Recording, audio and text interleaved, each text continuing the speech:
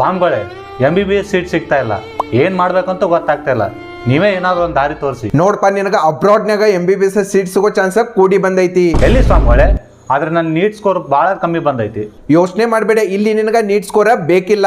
ಇಂಡಿಯಾಕ್ಕಿಂತ ಕಮ್ಮಿ ರೊಕ್ಕದಾಗ MBBS ನೀ ಅಬ್ರಾಡ್ನಾಗ ಮುಗಿಸ್ಕೊಬಹುದು. ನಿಜಾನ ಸ್ವಾಮೀಜಿ? ನಿಮ್ ಕಾಲ್ ಮುಗಿತೇನೆ, ಸ್ವಲ್ಪ ನಂಗೂ ಹೇಳಿ. ಅದಕ್ಕೆ ನೀನ ಬೆಂಗಳೂರು ಜಯನಗರದಾಗಿರೋ ವರ್ಲ್ಡ್ ಎಜುಕೇಶನ್ ಸೆಂಟರ್ಗೆ ಒಂದ್ಸಲ ಭೇಟಿ ಕೊಡು. ಯಾಕಂದ್ರೆ ಇಲ್ಲಿ ಬರೀ 20 ರಿಂದ 25 ಲಕ್ಷ ಫೀಸ್ ಕೊಟ್ಟ ಬೇರೆ ಬೇರೆ ದೇಶದ ಗೌರ್ಮೆಂಟ್ ಇಲ್ಲ ಪ್ರೈವೇಟ್ ಕಾಲೇಜಾಗ ನೀವು ಈಸಿಯಾಗಿ MBBS ಸೀಟ ತಗೋಬಹುದು.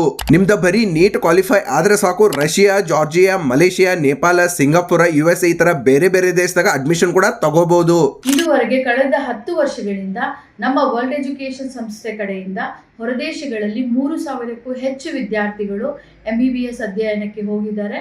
300ಕ್ಕೂ ಹೆಚ್ಚಿನ ವಿದ್ಯಾರ್ಥಿಗಳು ಕರ್ನಾಟಕದಲ್ಲಿ ಡಾಕ್ಟರ್ ಆಗಿದ್ದಾರೆ. ಇವ್ರದ 10 ವರ್ಷದಿಂದ ಕೆಲಸ ನೋಡಿ ಇಂಡಿಯಾ ಎಕ್ಸಲೆನ್ಸ್ ಅವಾರ್ಡ್ ಕೂಡ ಸಿಕ್ಕೈತಿ.